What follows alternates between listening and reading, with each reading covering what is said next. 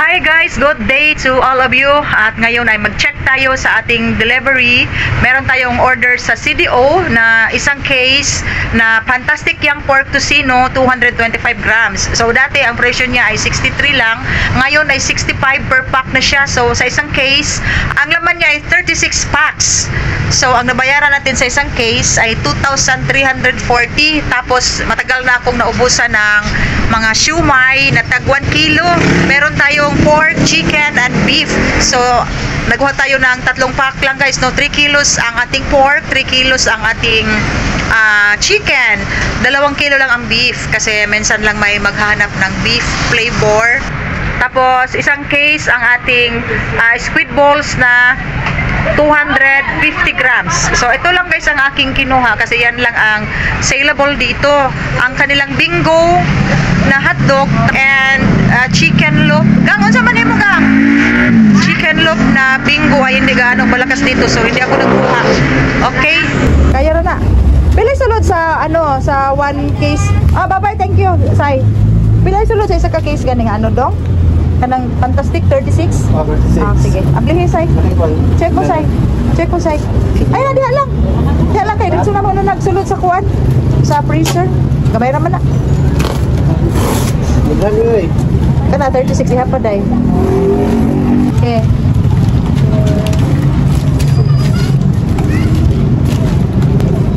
10 12. Kato siumay day 8 ka balot. Aw. O lagi. 8 kay duha ka beef, tulo-tulo. Barato gyud ninyo dong kay mahal sa kuan, palengke. Kana ang pork day blue. Kato chicken. Unsa color sa beef? Green. Green? Okay. 1, 2. Sige day, okay day. Kuha ang ubos day. Kuha ang ubos day.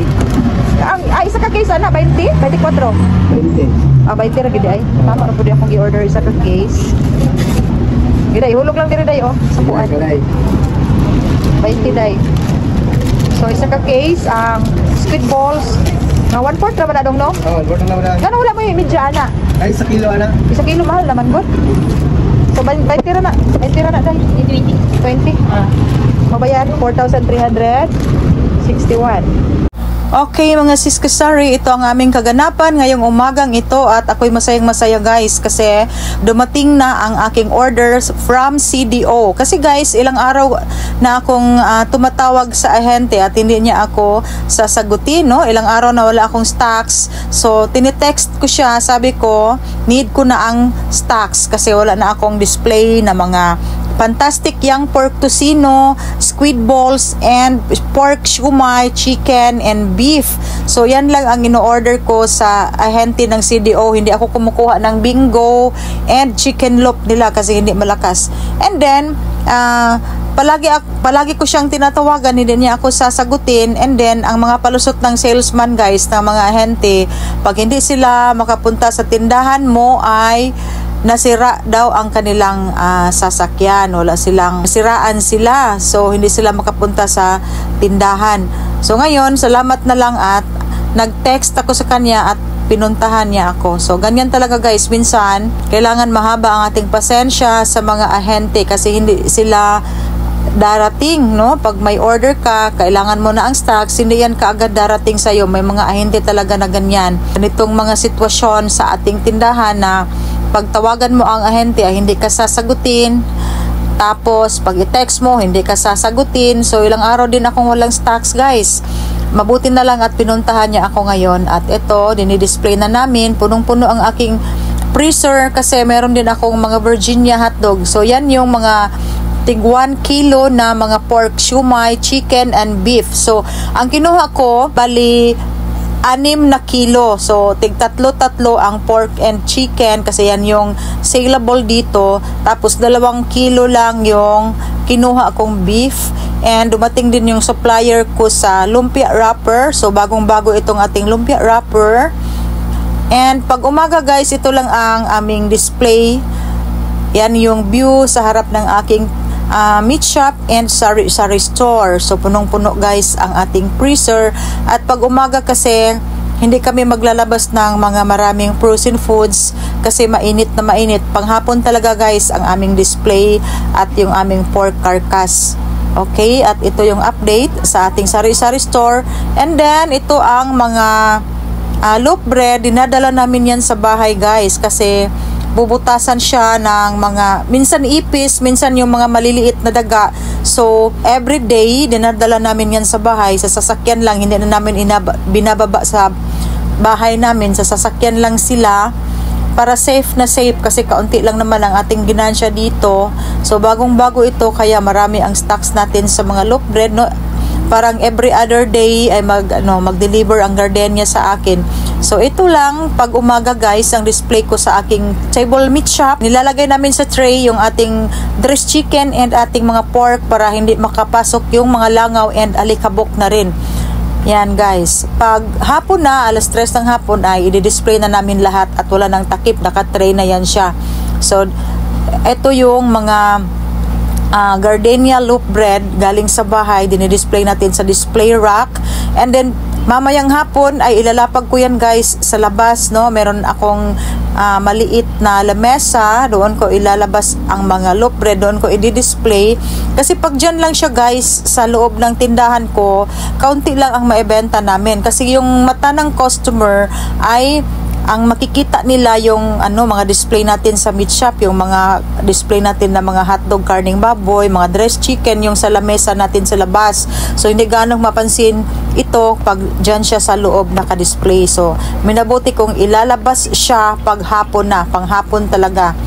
Okay, at ito rin ang mga trabaho namin pag open namin sa aming tindahan. Yung mga i-display namin sa lamesa ay kukunin na naman namin. Yan guys, yung ating mga sukang sinamak, mga dayok, mga alamang, mga chili garlic, and mga palm oil na naka-repack sa mga disposable plastic. And then, dito lang muna ang ating loaf bread. Dito lang muna sa lamesa kasi malapad ang aking lamesa. So, meron tayong customer. Yan guys, sellable talaga yung Gardenia Classic na malaki. Ang aking puhunan dyan ay 77.30. And then, malaki ang ginansya ko dyan, 90 pesos ang benta ko. Dati ay lang, kasi 85 lang ang SRP, ginawa kong 90. Kasi guys, mahirapan tayo sa mga coins. So, ito yung naka-tray natin ng mga pork pate and mga ribs.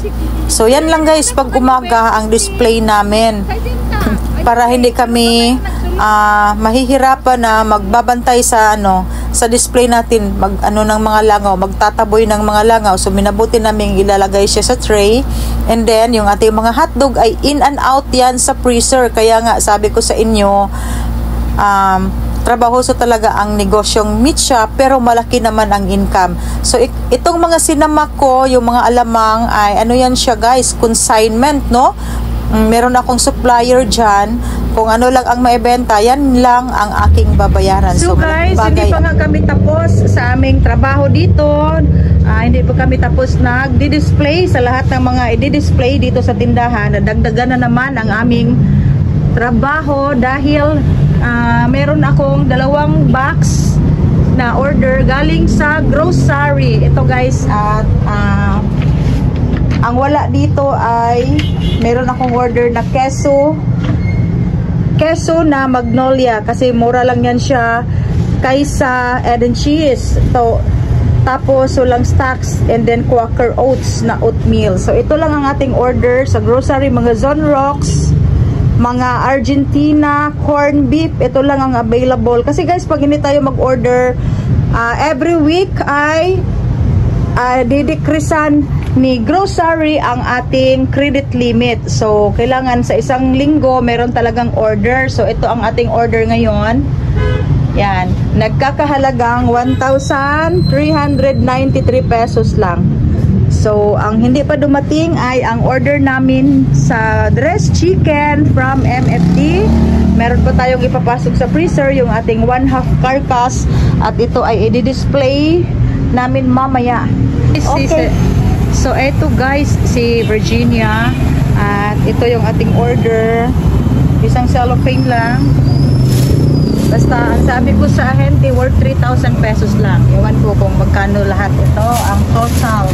So, ang order natin ay Virginia 250 at meron silang champion cheese. Ito guys, oh. Meron na silang champion cheese, 40 pesos ang puhunan. Ito ay 50 pesos ang benta ko dito. Tapos, how much? 3,446. Ha? Ay, nabot og 3,000. O, sige. Birahe. 15 tong ano, nako, winner. 5.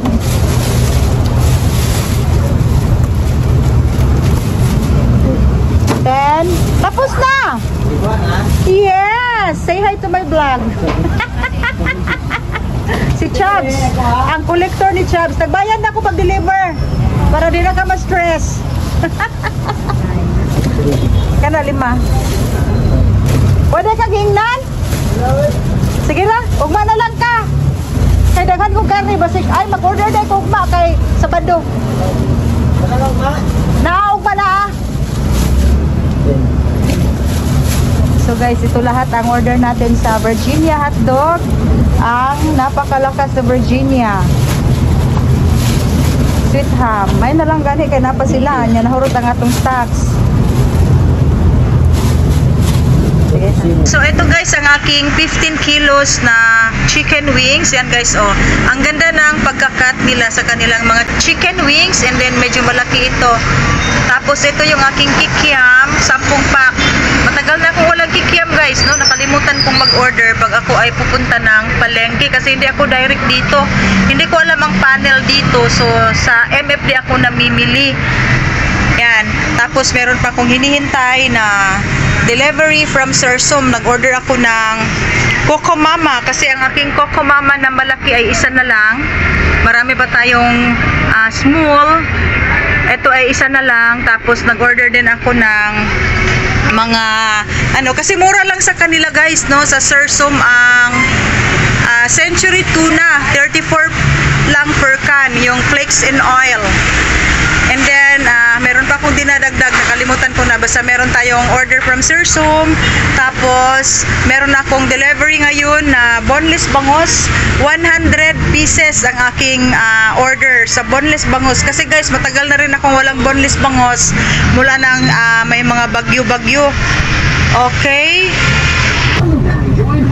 eto guys ang aking order sa Sursum. Meron akong tatlong bote lang guys na tig 1 liter ng Alfonso at ang ganda ng free niya.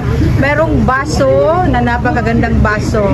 Yan guys, very aesthetic and swerte-swerte ang makabili niyan. Tapos half case lang ang ating Coco Mama and 10 jumbo cut na kala. Tapos meron akong ano dito, mga Century Tuna na flakes and oil and Argentina corned beef na malaki, 6 lang yan siya. Tapos Prisca, mga Prisca tuna. So ito ang order natin sa Sursum. Tapos ito ang hindi pa dumating ay ang aking boneless bangus and si Virginia at ang aking butane. So marami tayong delivery ngayong araw ng Friday. Okay.